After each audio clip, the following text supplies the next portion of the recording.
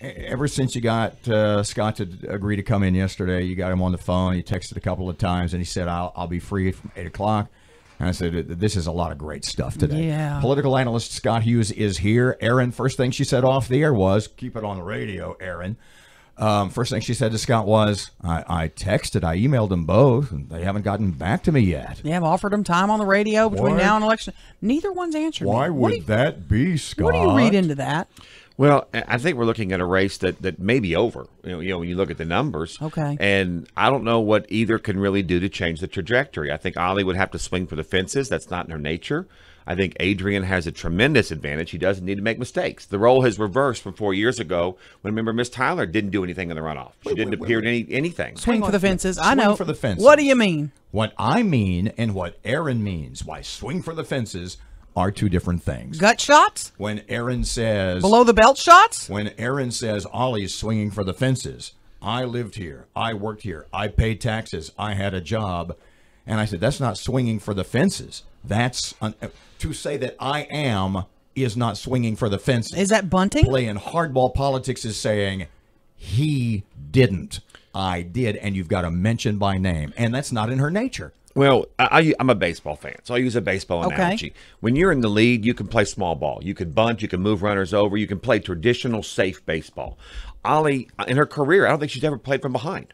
When you're behind in baseball, you have to go up and try to hit the home run. Yeah. And if you look at the raw numbers, we had a 48% turnout, almost 49% turnout. 60,000 people voted.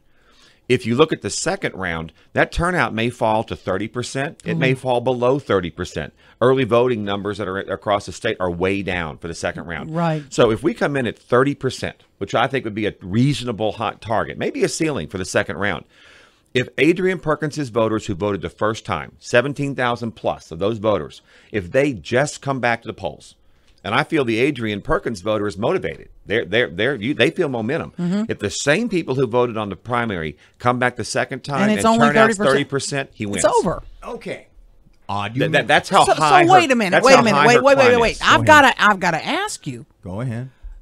When you say she's got to swing for the fences, if she's in this room with you, Scott Hughes, and you say, we got 10 days left, Mayor, you have got to attack him on A, B, C, D, or E, or you've got to do this. What do you tell her to do? I don't know what she can do. And that's the problem. Because like I said, if you stick with that first analogy, if all of his voters just come back and turnout falls to traditional levels, he wins. So when you look at I don't think she can go get new voters. She's going to have to turn some of those 17,000 people that voted for Adrian. She has to give them a reason not to vote for Adrian. People who've already pulled the lever have to be given a reason not to vote for him. So when we say swing for the fences, you've talked about this for several days, Robert. I think you have to do more than say, I owned a home. I have a job. I think, and unfortunately, and it's politics and it gets negative, you have to go after the other candidate and you have to give someone a reason not to vote. And in this case, not to vote for someone they already voted for. Okay, so there are, and I talked about this the last couple of days. Right now, there seems to be, whether it is concerted or not, that's your opinion. That's the opinion I want to get from you. But right now, there's like these three groups. There's Democrats who say that Adrian is really a Republican. And there are Democrats who are saying, hey, Democrats, meaning the people, a lot of Democrats who voted for Adrian. They're saying, Republicans voted for Adrian. Republicans voted for Trump. You hate Trump. How can you vote for Adrian again? There's anti-Adrian group number one. Anti-Adrian group number two. Republicans who say, holy cow, he may really be a Democrat. Who would have thought? And group number three, who say he's neither a Republican nor a Democrat, but say he's controlled by old Shreveport money of both parties, that he's not new blood, but is really just a puppet of the old guard. Are those three groups in any way, are they organized possibly by someone pro-Ollie? Because none of them will endorse Ollie outwardly. I'm going to answer your question by saying yes, but I'm going to change the three groups. Oh, please. As I look at Shreveport politics, I've traditionally seen four groups in Shreveport. And I'll outline it like this.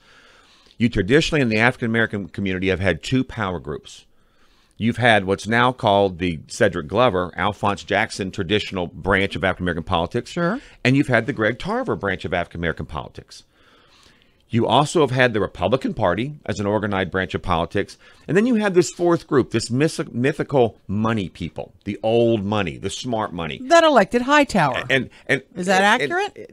They move. I don't think Yeah. you can put them on any ideology. They just always seem to be with the winner. And so as I look at the four groups, that's the four groups of Shreveport politics. So as I look at this race, what do I see? I see three of those four groups have strangely in the last week or two aligned themselves together to seemingly oppose Mr. Perkins, as you were saying. Which three? Which three? Well, you clearly see the Cedric Glover camp, the Alphonse Jackson camp. They're not happy. Ironically, you see the other African-American power base Yeah. represented by Mr. Tarver. He's certainly not happy. You've had him on this show. It even seems personal with Mr. Tarver.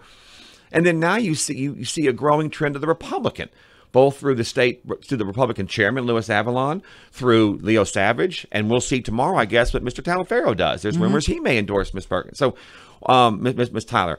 So when you see the three traditional power groups in town going for the person they all campaigned against for the last 6 months, what's going on? And now they're trying to say, oh, it's this other group behind the tree, to use the old Huey Long, analogy, that you should be scared of. What I'm seeing, and I'll just put it in new context, I'm seeing the voter is upset with Shreveport politics. They're upset with those three traditional power groups. Those three traditional power groups have lost power. The African American community is going to wake up and didn't support the winner if Perkins wins. The Republicans are going to, for the fifth or sixth time in a row, not have influence in City Hall, and suddenly they're coming together to go to Miss Tyler. And I think when you look at some of the numbers, I think you're seeing what the voter is doing. The voter, and we talked right before I came on about, you were talking about a safe bet. We're talking about a safe bet. Miss Tyler's a safe bet. If you want to go with Miss Tyler, it's like investing in a money market account. You might get 1% return on your interest. You know what you're going to get with Miss Tyler, good or bad.